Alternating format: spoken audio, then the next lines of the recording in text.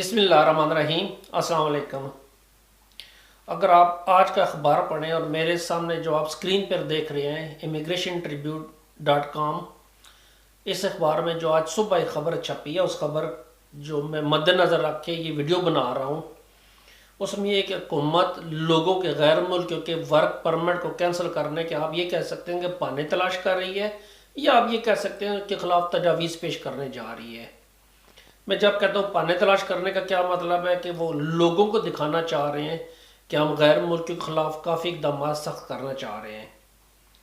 अब जो तजावीज़ गवर्नमेंट ने पेश की है वो मारिया मालमर ने उन्होंने एक बयान में कहा है कि हम लोगों के वर्क परमिट को कैंसिल करने के लिए मुमकिन हर हद तक जाएंगे और हमारे पास पूरा इख्तियार होना चाहिए। उनकी कहने का जो खुलासा है उसमें यह कि उनके पास पूरा इख्तियार होना चाहिए कि वो किसी का भी वर्क परमिट कैंसिल कर सकें।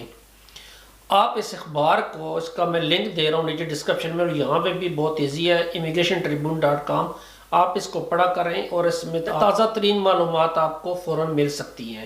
माइग्रेशन मिनिस्टर है मारिया मालमर, उसने एक ऐलान किया, उसने कहा जी कि हम कोशिश कर रहे हैं कि कुछ तरीके इख्तियार करने के जिन तरीक़ों की बुनियाद पे हम लोगों के जो वर्क परमिट है उनको हम कैंसिल कर सकें। अब ये एक नया तरीक़ाकार उन्होंने निकाला है। मैंने देखा था कि इटली के अंदर गवर्नमेंट उन लोगों के जो वर्क परमिट या पीआर भी कैंसिल कर सकती थी और उनको डिपोर्ट भी कर सकती थी जो टेररिज्म में मुलविस हों या इंतहा से ज़्यादा नुकसानदेह एक्टिविटीज़ में मुलविस हों। लेकिन इस गवर्नमेंट ने जो तजावीज़ पेश की हैं और इस तजावीज़ के लिए उन्होंने एक कमेटी बिठाने का ऐलान किया और उस कमेटी को कहा है कि आप 15 जनवरी 2025 तक हमें रिपोर्ट पेश करें और इस रिपोर्ट की बुनियाद पर हम कानून साजी करेंगे। अब इसमें इन्होंने जो तजावीज़ पेश किए हैं, ये जो मारिया मालमर ने पॉइंट्स उठाए हैं कि किन पॉइंट्स की बेस पे हम लोगों के वर्क परमिट कैंसिल कर सकेंगे। बेसिक चीज़ ये है कि गवर्नमेंट के पास मज़ीद इख्तियार हो कि वो किसी भी बहाने से किसी भी शख्स का वर्क परमिट कैंसिल कर दे और उसको बाद में डिपोर्ट कर सके। जो पहली चीज़ उन्होंने कहा जी कि जो जराइम में मुलविस लोग हो गए उनके हम वर्क परमिट कैंसिल कर सकेंगे। बात समझ आने वाली है। जो जुर्म में मुलविस है उनको यहाँ पे रहने का हक नहीं है, क्योंकि यहाँ पे आप काम करने के लिए आए हैं और हम लोग अगर काम नहीं करेंगे, जुर्म करेंगे, तो ये सोसाइटी हमें एक्सेप्ट नहीं करेगी। उसके बाद एक अच्छी तर्ज ज़िंदगी गुजारने वालों को, अच्छी तर्ज ज़िंदगी से मुराद वो तमाम शराइत हैं जो आप पीआर अप्लाई करते हैं और आप पूरी करते हैं। मिसाल के तौर पर आपके पास घर होना चाहिए, आपके पास तनख्वाह होनी चाहिए, आपके बच्चों के लिए अलाउंस होने, आपके पास हर चीज़ कंप्लीट हो। जब आप पीआर के लिए अप्लाई करते हैं वो तमाम रिक्वायरमेंट्स जो है वो अच्छी तर्ज ज़िंदगी में शामिल होती हैं। तो जो पीआर लेता है वो अच्छी तर्ज ज़िंदगी को पूरा कर रहा होता है। उसके बाद जो सबसे अहम पॉइंट उन्होंने बोला, उन्होंने कहा जी चीटिंग बेनिफिट्स, कि आप जो सोशल वेलफेयर सिस्टम के तहत या जो स्वीडिश माशरा या गवर्नमेंट या आप सकते हैं मुल्क आपको जो बेनिफिट्स दे रहा है, इसको चीट करना। अब चीट करना क्या होता है, मैं आपको कुछ एक दो मिसालों से वाज़े करने की कोशिश करता हूँ। हम लोग क्या करते हैं, जो कि बहुत कम लोग ऐसा करते हैं, मैं मेजॉरिटी की बात नहीं कर रहा, कि वो जब पीआर लेते हैं या नेशनलिटी लेते हैं तो फ़ौरन अपनी जॉब छोड़ देते हैं और अकासा पे चले जाते हैं। वो कहते हैं नहीं हमने 5 साल टैक्स दिया, अब हम इससे बेनिफिट्स उठाएँ, हम घर में बैठ के इसको खाएँ। ये हम सिस्टम के साथ चीट कर रहे होते हैं।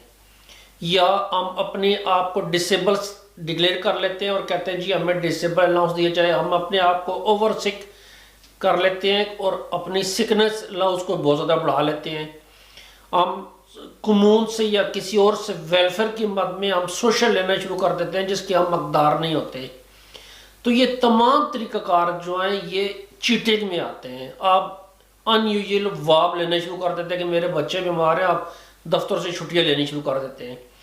तो गवर्नमेंट ने कहा कि जो लोग इस सिस्टम को अब्यूज़ करेगा उसके पेपर भी हम कैंसिल कर देंगे। इसका मतलब है वो हर चीज़ को, हर रास्ते को ब्लॉक करना चाह रहे हैं जिस रास्ते से गैर मुल्की किसी सिस्टम को चीट करने जा रहे हैं। अब उसके बाद अगर कि कोई बहुत ज़्यादा डेब्ट के नीचे आ जाता है और कोनोफुद्दन में जाता है और डेब्ट उसका बहुत ज़्यादा है जो उसको पूरा नहीं कर पा रहा, तो उन्होंने कहा उससे बेहतर है इस शख्स के आप पेपर कैंसिल कर दें। उसके बाद गैंग मेंबर है, अगर कोई शख्स, आजकल चूँकि स्वीडन के अंदर गैंग्स का बहुत ज़्यादा शोर है, जितने मर्डर इस साल हुए इतने पिछले स्वीडन में काफ़ी सालों से नहीं हो रहे थे, तो गवर्नमेंट इस पर बहुत ज़्यादा फोकस कर रही है और मिलिट्री को भी उन्होंने रखा हुआ एक्शन के अंदर इन गैंग्स के ख़िलाफ़। تو انہوں نے کہا جی گینگز کا ممبر بھی ہونا یا گینگ کی سپورٹ کرنا، ان کے بھی پیپر کینسل ہو جائیں گے۔ ٹیرورسٹ ایکٹیویٹی میں ملوث ہونے والے کو یا ٹیرورسٹ کو سپورٹ کرنے والے کو، میں نے ایک چیز دیکھی ہے کہ ابھی پچھلے دنوں اٹلی میں ایک شخص گرفتار ہوا تھا اور اس کا کام صرف یہ تھا کہ وہ فیس بک پہ یا واٹس ایپ پہ ٹیرورسٹ ایکٹیویٹیز کو بڑھا رہا تھا یا ان کی پکچر شو کر رہا تھا اور بڑے اس میں واہ واہ اور نعرے، اس کو انہوں نے ڈپورٹ کر دیا تھا۔ تو سیم چیز یہاں پہ بھی ہے، آپ ٹیرورسٹ کی کسی بھی ایکٹیویٹیز میں یا ان کو آپ سپورٹ کرنے میں واٹس ایپ پہ فیس بک پہ کسی چیز پہ یا ان کو آپ لائک کرنا شروع کر دیں تو یہ آپ کا یہاں سے پیپر ختم کرنے کا باعث ہو سکے گا۔ ڈیموکریسی کو تھریٹ کرنے کے بارے میں بھی، اب ڈیموکریسی کو آپ تھریٹ کس طرح کر سکتے ہیں؟ آپ ایسی باتیں کریں جن باتوں سے سویڈن کے سوسائٹی کو خطرہ ہو، سویڈن کے سسٹم کو خطرہ ہو۔